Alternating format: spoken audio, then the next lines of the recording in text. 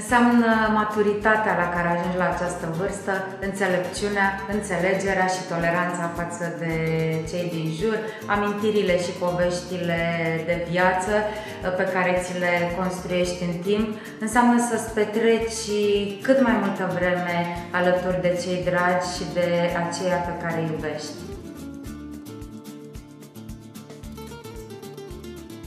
Cred că trebuie ca din meniul zilnic să nu lipsească tot felul de ingrediente, precum semințele, fructele deshidratate, chiar tărâțele, forsecurile daneze excepționale de la Pirifan, mai precis o varietate de produse potrivite oricăror gusturi și chiar preparate vegetale din soia și mixuri de fructe exotice. Pe de altă parte, toate acestea știm cu toții că ajută și la detoxifierea organismului, la menținerea siluetei, dar și a sănătății. Trebuie să acordăm o maximă atenție modului în care ne hrănim, începând cu vârsta de 40 de ani.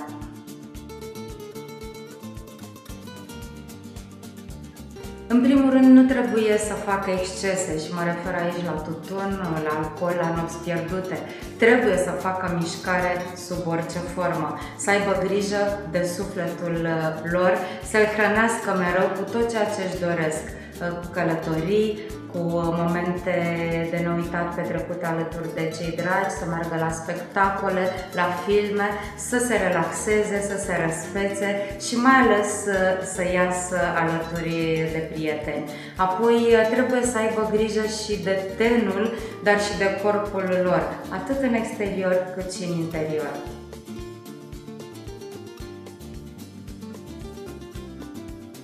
Sunt PR-ul și secretarul literar artistic al Teatrului de Revistă Constantin Tănase, sunt realizator de televiziune, sunt PR al televiziunii online Senso TV, jurnalist, scriitor, am scris până acum peste 10 cărți, lucrez în paralel la alte 3-4 biografii, îmi plac și practic sporturile extreme, organizez evenimente, să spun, merg și particip în fiecare an la curse și concursuri de alergare, de ciclism și obțin și rezultate.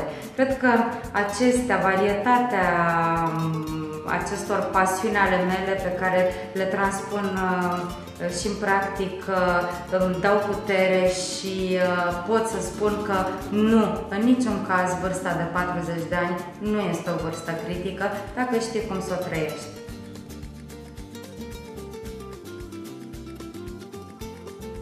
Folosesc seara creme hidratante, mă duc de 2-3 ori pe lună la cosmetică, fac masaj facial și tratamente de hidratare, trăiesc sănătos, nu am fumat niciodată, beau alcool doar din când în când la petreceri și dorm foarte bine, dar destul de puțin, timpul nu prea îmi permite.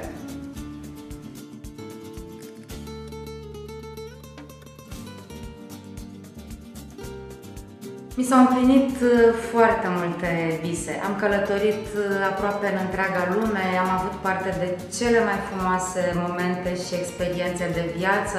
Am întâlnit și am avut privilegiul să cunosc personal valori ale artei, culturii și sportului din țară și din străinătate.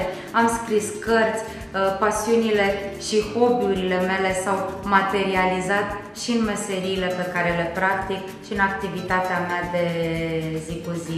De aceea cred că acesta este unul dintre secretele vârstei de 40 de ani trăită frumos. Este ideal să îmbini utilul cu plăcutul, să faci zi de zi ceea ce îți place și să-ți placă ce faci. Ce mai doresc? Să devin mamă și să am o familie.